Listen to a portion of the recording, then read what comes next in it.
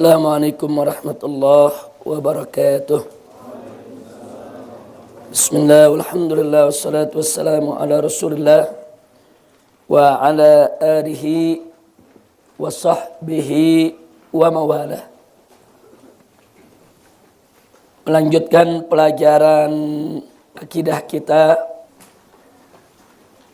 Kita sedang membahas tentang sifat 20.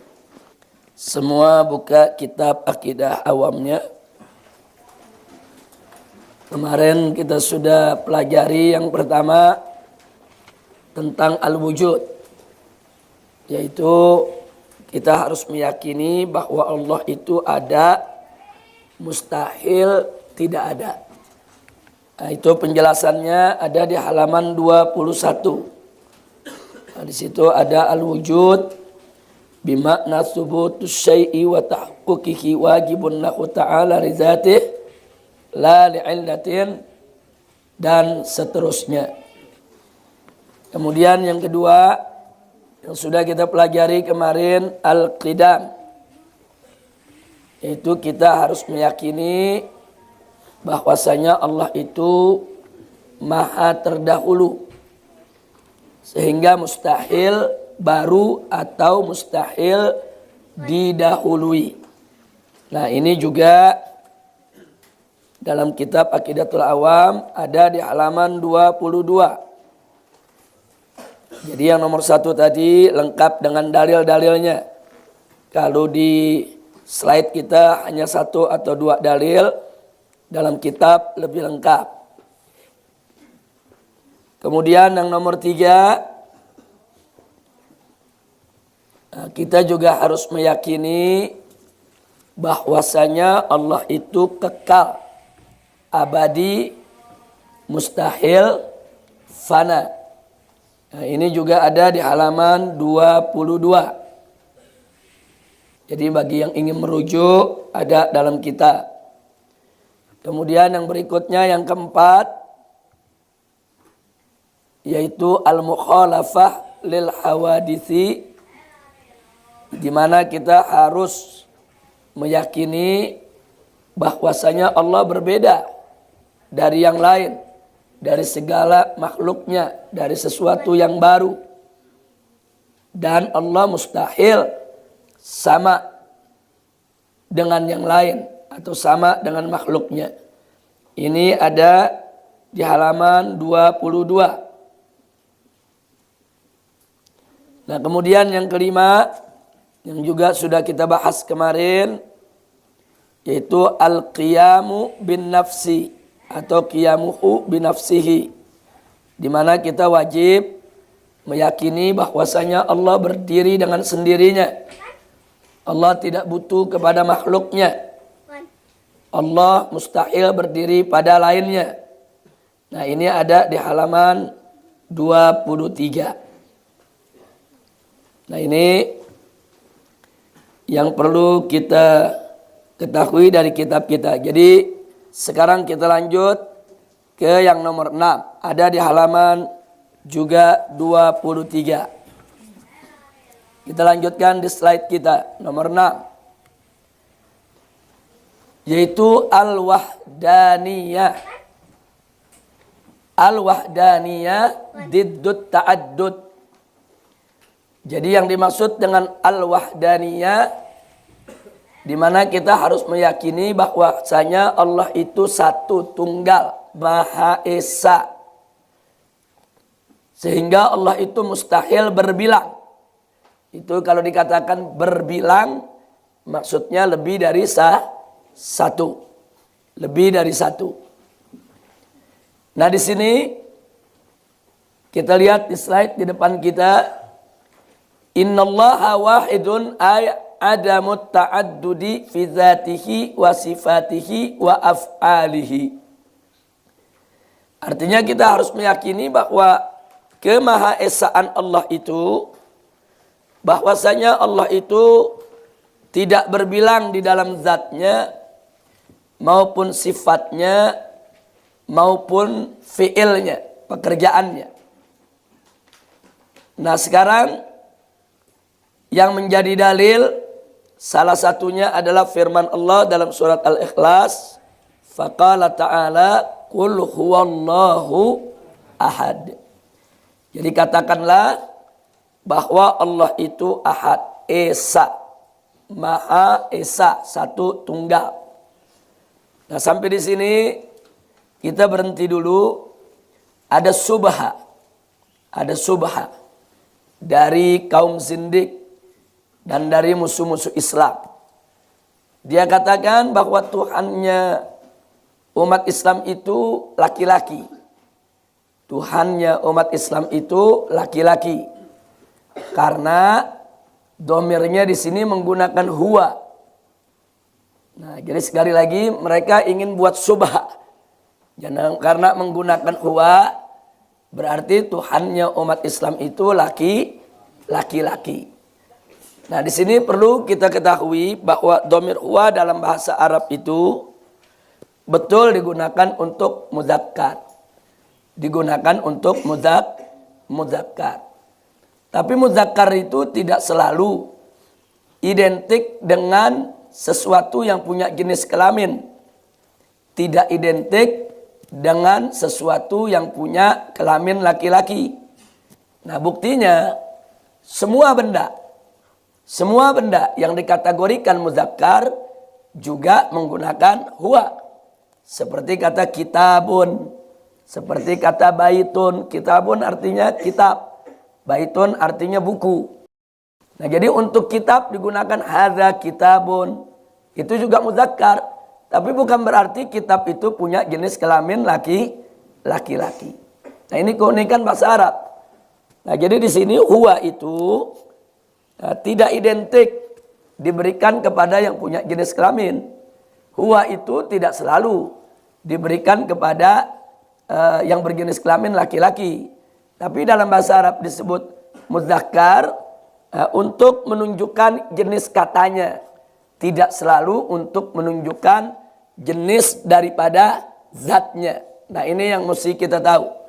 Nah, jadi penggunaan huwa di sini tidak menunjukkan kalau Allah itu punya jenis kelamin. Kata huwa di sini tidak menunjukkan bahwa Allah itu laki-laki.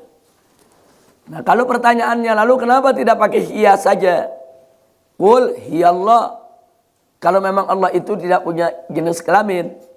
Nah, di sini perlu kita ketahui bahwa dalam konteks bahasa Arab itu ada kata-kata yang punya nilai kekuatan lebih. Nah, sebagaimana jenis kelamin laki-laki punya nilai kekuatan lebih dibandingkan perempuan. Nah, dalam kata-kata pun begitu. Bahwa huwa itu lebih kuat daripada hiya. Sehingga diberikan kepada Allah tentu yang lebih kuat, bukan yang lebih lemah. Nah, sama dengan begini. Kalau kita bicara dengan orang yang lebih dewasa, lebih tua, atau orang yang punya kedudukan di tengah masyarakat, itu tradisi bangsa Arab. Kadang-kadang mereka tidak mengatakan anta, kadang-kadang mereka mengatakan antum. Padahal antum itu bukan untuk satu orang.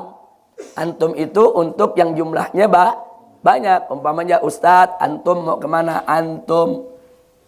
Jadi kelihatannya di sini penggunaan antum itu selalu digunakan untuk yang banyak. Tapi pada kondisi tertentu kadang-kadang digunakan di takrim. Digunakan untuk penghormatan. Nah, atau kita lihat dalam Al-Quran, terkadang Allah menggunakan ana untuk zatnya, terkadang Allah menggunakan nahnu untuk zatnya. Nah, jadi kalau Allah mengatakan nahnu, inna nahnu nazzalna dzikra, sesungguhnya kami telah menurunkan az-dzikra, Al-Quran. Itu bukan berarti Allah banyak. Jangan kalau dikatakan oh Allah ini mengatakan kami, berarti Allah banyak. Tidak. Dalam bahasa Arab, nahnu itu juga digunakan li ta'zim. Nah, artinya Allah mengagungkan zatnya. Allah menunjukkan kebesarannya. Nah, dengan menggunakan nahnu. Nah, jadi kata ana kemudian digunakan oleh Allah nahnu untuk zatnya, tidak menunjukkan Allah banyak, tapi menunjukkan keagungan Allah. Nah, begitu juga kata huwa. Nah, kenapa tidak digunakan hiya? Karena huwa lebih kuat daripada hiya. Nah, karena itu dengan digunakan huwa untuk Allah, bukan karena Allah lelaki, bukan karena Allah punya jenis kelamin, tapi untuk menunjukkan satu yang tadi kita katakan, hanya untuk menunjukkan jenis lafaz, bukan jenis zat. Yang kedua, untuk menunjukkan kata yang lebih kuat untuk ta'zim lillahi subhanahu wa ta'ala, untuk mengagungkan Allah subhanahu wa ta'ala. Nah, ini pertanyaan-pertanyaan semacam ini, itu zaman Nabi nggak pernah ada. Zaman sahabat pun nggak pernah ada. Kenapa tidak pernah ada pertanyaan semacam itu di zaman Nabi dan zaman sahabat? Karena para sahabat itu, mereka adalah pengguna bahasa Arab yang asli. Mereka hidup di tengah keaslian bahasa Arab. Dari sejak mereka lahir, mereka sudah menggunakan bahasa Arab sesuai dengan akar keasliannya. Sehingga hal-hal seperti ini mereka sudah tahu langsung. Nggak ada mereka bertanya lagi. Nggak ada sahabat mengatakan, oh pakai huwa, kalau gitu Allah itu lelaki. Nggak ada riwayat semacam itu. Nah, tapi belakangan ini dimunculkan oleh kaum zindik, dimunculkan oleh orang-orang yang bukan Islam, oleh musuh-musuh Islam. Untuk apa? Untuk taswish, untuk mengobok-obok ajaran Islam, untuk membuat umat Islam menjadi ragu, yaitu tentang ketuhanan, menjadi ragu, yaitu keimanannya. Nah, ini yang harus kita waspadai. Jadi banyak sekali di zaman kita sekarang ini muncul pertanyaan-pertanyaan yang tidak pernah ditanyakan oleh para sahabat kepada Nabi. Artinya pertanyaan baru. Nah, cuman memang pertanyaan baru ini harus kita pilah. Ada pertanyaan yang sifatnya kritis, membangun, memang untuk lebih mengungkap kebenaran. Tapi ada juga pertanyaan-pertanyaan yang dibuat sebetulnya tujuan ditaswish. Tujuannya untuk memasukkan kebimbangan dalam hati umat Islam. Tujuannya untuk melecehkan ajaran Islam. Tujuannya untuk merusak akidah Islam. Itu yang harus kita waspadai. Nah, jadi bertanya bagus, kritis bagus, tapi harus kita pilah. Nah, mana pertanyaan-pertanyaan yang mengarah kepada zindik, maka itu wajib untuk kita hindarkan. Sebagaimana kemarin Habib Hanif mengingatkan kita kalau kita bicara tentang Allah, nah ada pertanyaan-pertanyaan yang harus kita hindarkan. Nah, jadi jangan bertanya tentang aina, di mana Allah, jangan bertanya tentang mata, tentang kapan, yang menyangkut waktu terkait dengan Allah. Jangan juga bertanya tentang yaitu kaif, bagaimana Allah itu. Nah, jangan juga bertanya tentang kam, yang mengisyaratkan kepada bobot, dan seterusnya. Nah, karena pertanyaan-pertanyaan tersebut akan mengantarkan kepada fitnah yang berbahaya untuk akidah kita. Baik. Sekarang kita lanjutkan. Kalau dikatakan Allah itu tidak berbilang dalam zatnya, tidak berbilang dalam sifatnya, tidak berbilang dalam fiilnya. Dan muncul pertanyaan. Kalau dalam zat mungkin mudah dipahami, tapi dalam sifat, buktinya hari ini kita pelajari sifat 20. Kalau 20 berarti berbilang dong. Kok di sini dikatakan bahwa Allah itu tidak berbilang sekalipun dalam sifat.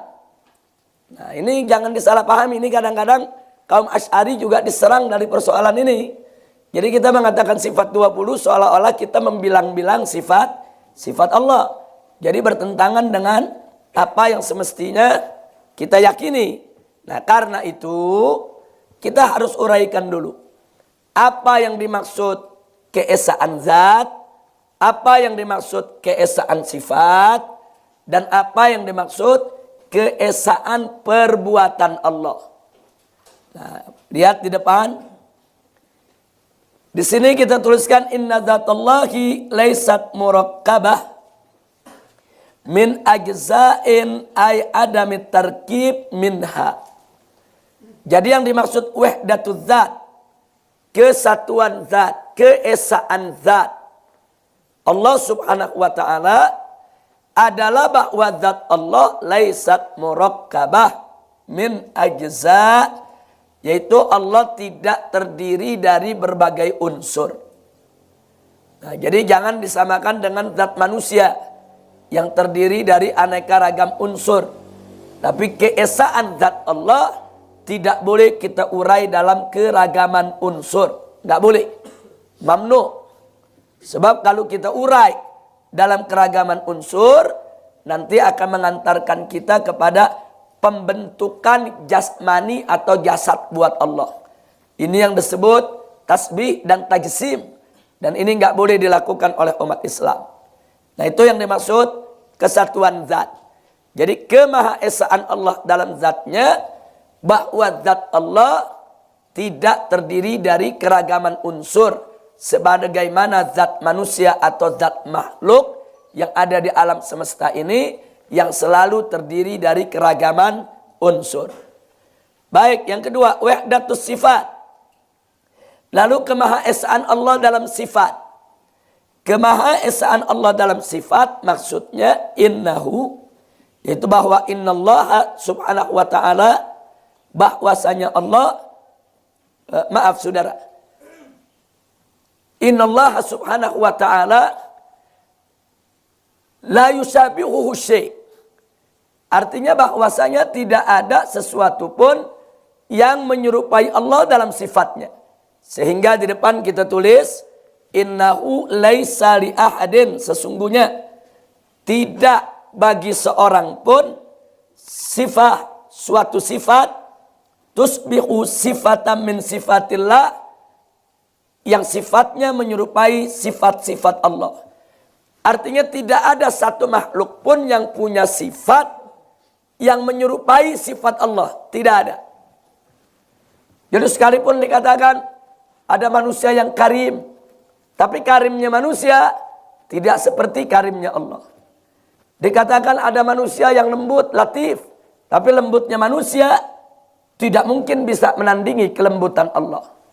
Nah, ada manusia yang disebut dermawan, tapi dermawannya manusia mustahil bisa menandingi kedermawanan Allah. Nah, ini yang dimaksud sifat. Artinya yang dimaksud wahdatus sifat, sifat-sifat yang Allah miliki begitu mulia, begitu sempurna. Tidak ada satu makhluk pun yang bisa menyerupai sifatnya Allah. Nah, ini yang dimaksud daripada kemahaesaan Allah subhanahu wa ta'ala di dalam sifat.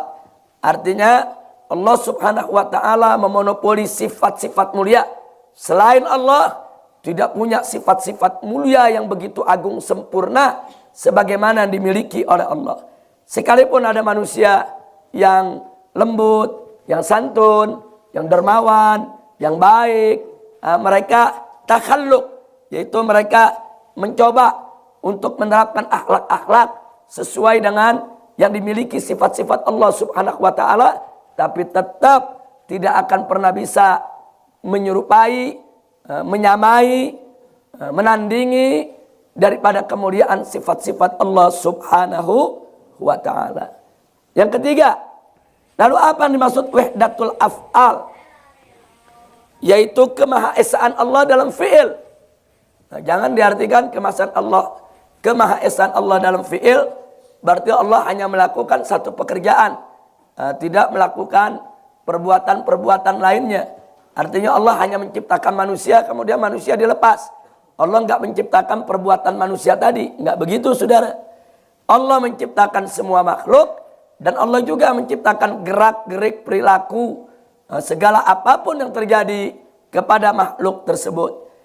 Jadi kalau begitu, kemahaesaan Allah dalam perbuatan, apa maksudnya? Innahu la ta'thira li ghairillah fi fi'lin minal af'al. Artinya sesungguhnya tidak ada satu makhluk pun yang punya andil, yang punya saham, yang punya pengaruh dalam perbuatan Allah subhanahu wa ta'ala. Artinya perbuatan Allah itu mutlak datang dari Allah, mutlak milik Allah, tanpa dipengaruhi oleh perbuatan-perbuatan manusia. Nah, jadi beda dengan perbuatan kita. Nah, kadang-kadang perbuatan kita ini kita berbuat karena dorongan sesuatu. Nah, kita ini berbuat, semua gerak-gerik kita tidak akan pernah terjadi tanpa izin Allah. Sedangkan perbuatan Allah terjadi tidak perlu izin makhluknya. Dan tidak ada izin makhluknya. Semua perbuatan Allah. Nah, tidak ada satupun yang membutuhkan izin makhluknya. Karena Allah punya kekuasaan mutlak. Jadi kalau dikatakan kekuasaan mutlak, udah nggak ada unsur apapun daripada makhluk yang bisa melakukan taksir, yang bisa melakukan pengaruh. Nah, itu kepada keesaan Allah Subhanahu wa taala dalam perbuatannya. Inilah yang dimaksud, yaitu wahdaniyah dari Allah Subhanahu wa taala dalam zat, sifat dan af'al. Baik, yang ketujuh, al-qudrah. Kita wajib meyakini bahwa Allah itu memiliki sifat qudrah, yaitu maha kuasa. Dan kita juga mesti meyakini bahwa kekuasaan Allah itu mutlak. Tidak ada yang bisa mempengaruhi, mencegah, atau menghalanginya. Dan dari maksud qudrah di sini adalah diddul ajaz. Diddul ajaz. Diddul ajaz itu artinya yaitu lawan daripada kelemahan atau ketidakkuasaan. Sehingga Allah itu maha kuasa, mustahil tidak kuasa. Nah, qudrah ini merupakan sifatun qadimatun qa'imatun bidzatillahi ta'ala yujidu biha wa yu'adim. Artinya yujidu biha, dengan qudrah tersebut, dengan sifat qudrah yang dimiliki Allah tersebut, yujidu biha, Allah mampu menciptakan segala sesuatu. Yujidu, mengadakan. Wa yu'dim, dan Allah juga mampu menghilangkan, memusnahkan, membinasakan makhluk yang manapun juga, saudara. Jadi kekuasaan Allah itu mutlak. Allah bisa menciptakan apa saja yang Allah kehendaki. Dan Allah juga maha mampu untuk memusnahkan apa saja yang Allah kehendaki. Tanpa ada satu kekuatan di alam semesta ini yang mampu untuk mencegah, menghalangi Allah subhanahu wa ta'ala daripada kekuasaannya. Nah, ini Allah firmankan dalam surat An-Nur. Sering kita dengar dan sering kita baca, innallaha ala kulli syai'in qadir. Bahwasanya Allah maha kuasa atas segala sesuatu. Ala kulli syai', bidun istisna, tanpa pengecualian. Allah berkuasa atas segala sesuatu. Nah, dan tidak ada satupun yang mampu untuk melemahkan Allah atau membuat Allah tidak kuasa atau menghalangi Allah. Sebagaimana Allah firmankan dalam surat Fatir, faqala ta'ala, wa ma kana Allahu liyu'jizahu min syai'in fis samawati wal ard innahu kana aliman qadira. Jadi tidak ada sesuatu pun di langit maupun di bumi yaitu yang mampu untuk melemahkan Allah, yang mampu untuk membuat Allah tidak berkuasa, yang mampu untuk menghalangi, mencegah Allah yaitu daripada perbuatannya. Tidak ada. Kenapa tidak ada? Karena Allah maha kuasa dan kekuasaannya mutlak. Nah, ini untuk nomor 7. Di buku ada dalam halaman 24. 24. Baik, kita masuk yang ke-8. Yang ke-8, al-iradah. Iradah itu kehendak, keinginan, kehendak. Diddul karahah. Ini lawan daripada pemaksaan atau keterpaksaan. Ikra. Jadi yang dimaksud iradah di sini sifatun qadimatun qa'imatun bidzatillahi subhanahu wa ta'ala yukhassisu bihal mumkin ma yajuzu alaih. Jadi saudara, Allah itu maha berkehendak, sehingga kehendak Allah tersebut bersifat mutlak. Tidak ada yang bisa mengatur Allah. Allah menciptakan hamba-hambanya dengan segala bentuk. Manusia diciptakan oleh Allah, ada yang hitam, Ada yang putih, ada yang tinggi, ada yang pendek, ada yang gemuk, ada yang kurus. Itu semua ada dalam kehendak Allah. Jadi tidak ada satupun kehendak yang mampu untuk mengatasi kehendak Allah subhanahu wa ta'ala. Jadi Allah subhanahu wa ta'ala mampu segala kemungkinan saudara yang mungkin yaitu diubah daripada ciptaannya. Semua bisa terjadi dengan kehendak Allah. Makanya kita harus mengakui sebagaimana Allah firmankan dalam surat Al-Buruj. Dalam surat Al-Buruj bahwasanya Allah itu fa'alul lima yurid.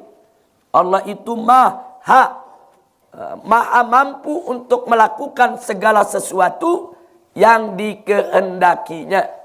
Nah, jadi kehendak-kehendak manusia ini semua ada di bawah kehendak Allah subhanahu wa ta'ala. Mustahil Allah dipaksa oleh makhluk. Mustahil Allah diatur oleh makhluk. Mustahil ada satu kehendak yang melebihi kehendak Allah. Jadi kalau ada Allah punya kehendak untuk menciptakan sesuatu dalam suatu bentuk, tahu-tahu yang lainnya punya kehendak berbeda. Nah, kemudian kehendak tersebut mengatasi kehendak Allah. Akhirnya kehendak tersebut yang terjadi itu mustahil. Nah, jadi uridu turidu walakin Allahu fa'alul lima yurid. Uridu turidu, saya mau, Anda juga mau. Saya punya kehendak, Anda juga punya kehendak. Walakin Allah, akan tetapi Allah fa'alu lima yurid. Allah akan melakukan apa yang dikehendakinya. Jadi yang berlaku bukan kehendak saya, yang berlaku bukan kehendak Anda, yang berlaku adalah kehendak Allah subhanahu wa ta'ala. Baik, ini nomor 8. Ada di halaman 24. Ada di halaman 24. Yang ke-9, al-ilm diddul jahl. Yaitu kita wajib meyakini bahwasanya Allah Maha mengetahui tentang segala sesuatu. Sebagaimana Allah firmankan dalam surat Al-Mujadilah ayat 7, faqala ta'ala innallaha bikulli syai'in alim. Bahwasanya Allah mengetahui tentang segala sesuatu. Dan ini juga min ghairi istitsna. Tidak ada pengecualian. Jadi pengetahuan Allah subhanahu wa ta'ala mutlak. Tidak ada yang bisa bersembunyi dari pengetahuan Allah. Tidak ada yang bisa menyembunyikan sesuatu dari pengetahuan Allah. Dan tidak ada sesuatu pun yang bisa lolos daripada pengetahuan Allah subhanahu wa ta'ala. Karena Allah mustahil tidak mengetahui. Allah maha mengetahui, mustahil Allah tidak mengetahui. Allah maha tahu, mustahil tidak tahu, saudara. Nah, inilah yang perlu kita ketahui. Karena di sini disebutkan sifatun qadimatun qaimatun bidzatillah ta'ala ya'lamu bihal asya. Yaitu Allah punya sifat maha mengetahui. Yang dengan sifat ini Allah mengetahui segala sesuatu tanpa terkecuali. Tanpa terkecuali. Nah, inilah sifat al-ilm bagi Allah subhanahu wa ta'ala. Nah, kemudian yang berikutnya kita masuk hayatun atau al-haya diddul maut. Jadi wajib kita meyakini bahwasanya Allah maha hidup, tidak mati. Kematian adalah sesuatu yang mustahil bagi Allah subhanahu wa ta'ala. Allah maha hidup, mustahil Allah mati. Nah, untuk sifat ini menarik. Di sini dikatakan sifatun qadimatun qaimatun bidzatillahi ta'ala tusahhihu lahul ittisafa bil qudrah wal iradah wal ilm was sama' wal basar wal kalam. Jadi sifat ini merupakan satu sifat yang terdahulu yang melekat dalam zat Allah subhanahu wa ta'ala, yang dengan sifat inilah menjadi menjadi sah atau menjadi lazim, saudara, kalau Allah itu punya sifat kudrah, iradah, kalau Allah itu punya sifat ilim, sama, basar, kalam. Artinya, bagaimana mungkin Allah punya sifat kudrah kalau Allah itu mati atau bisa mati? Bagaimana mungkin Allah itu punya sifat iradah yang mutlak kalau Allah masih bisa mati? Sebab kalau Allah bisa mati, berarti ada sesuatu yang lain yang lebih kuat dari Allah yang bisa mematikan Allah. Na'udzubillah min dzalik. Na'udzubillah min hadal i'tiqad. Nah, kemudian nggak mungkin Allah itu punya sifat ilm, yaitu pengetahuan yang begitu mutlak, pendengaran yang begitu mutlak, penglihatan yang begitu mutlak, firman yang begitu mutlak, yang semua sifatnya ini serba mutlak, kalau Allah tidak punya sifat hidup. Nah, jadi sifat hidup ini menjadi satu kesatuan dengan sifat-sifat yang lain dalam zat Allah. Sebagaimana Allah firmankan dalam surat Al-Ankabut, faqala ta'ala, innallaha, maaf, ini dalilnya dua-duanya salah. Ini belum diperbaiki. Ini dalil dua-duanya salah. Kembali kepada kitab halaman 25. Buka kitab halaman 25. Nah, di halaman 25, nah kita lihat di situ, nah, bagaimana Allah Subhanahu wa taala dengan tegas berfirman, wa tawakkal 'alal hayyil ladzi la yamut. Itu bertawakallah kamu kepada zat yang maha hidup, alladzi la yamut, yaitu yang tidak akan pernah mati. Nah, ini menjadi dalilnya lengkap ada di halaman 25.